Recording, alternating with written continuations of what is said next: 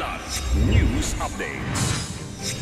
Mga balita ngayon, paggamit ng dahas sa mga nagprotesta sa Mendiola at Ayala Bridge, pinabulaanan ng PNP at DILG. Kasong kriminal laban kina Senator Villanueva at Estrada, mga dating kongresista at DPWH officials inirekomenda ng NBI. 40 billion pesos na pondo para sa pagpapatuloy ng decommissioning ng MILF members, hiniling ng OPAPRU. Ako po si Cesar Soriano para ihatid ang mga nangungunang balita sa buong kapuluan.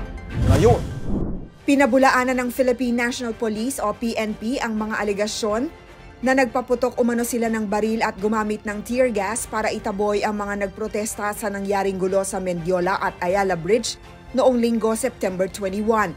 Ayon sa PNP, wala silang natatanggap na report na may nangyaring violation ng mga pulis na umaksyon sa kaguluhan. Sinigundahan din ito ni DILG Secretary John Vic Remulla na ang mga pulis ay umaksyon ng naaayon sa batas at mas marami pa sa kanila ang nasaktan kumpara sa mga inarestong individual. Ngunit taliwas ito sa mga kumakalat na video online na makikitang nambato umano ng tear gas ang pulisya sa mga nagpoprotesta at makikitang umabot pa sa riles ng LRT-2 ang mga ibinatong kemikal. Sapol din sa kuha ng isang nagvi-video ang isang kabataang nakatayo lamang nang bigla ng hablutin ng isang pulis at dinala sa loob ng establishmento kung saan kinuyog na ito ng ilang individual. Ayon sa tala ng Manila City Government, 216 na protesters ang arestado sa gulo at karamihan sa mga ito ay menor de edad. Inirekomenda na ng National Bureau of Investigation o NBI ang paghahain ng mga kasong kriminal laban kina Senators Joel Villanueva at Jinggoy Estrada, ako Bicol Representative Zaldico, dating kongresista ng Caloocan na si Mitch Cahayon Uy, dating DPWH Undersecretary Roberto Bernardo at dating DPWH Bulacan 1st District Engineer Henry Alcantara.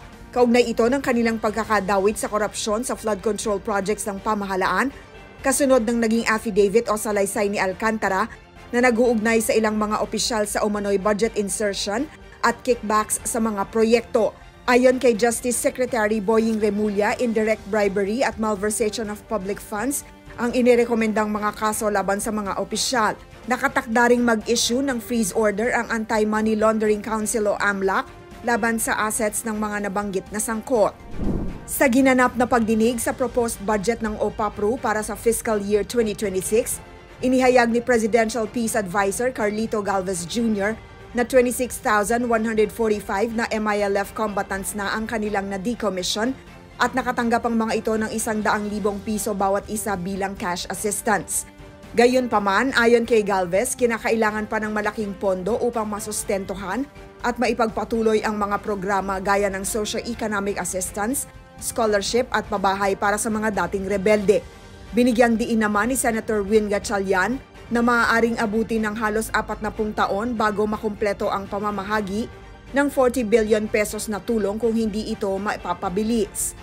Matatanda ang ipinagpaliban ng MILF Central Committee ang decommissioning ng karagdagang 14,000 combatants dahil hindi umano natutupad ng gobyerno ang mga pangako nitong socio-economic programs para sa mga miyembro nito. Para sa Kidlat News Channel, ako si Rosalyn Sinchonco, nag-uulat. ako po si Cesar Soriano, kasama nyo sa bawat pagbuto ng balita.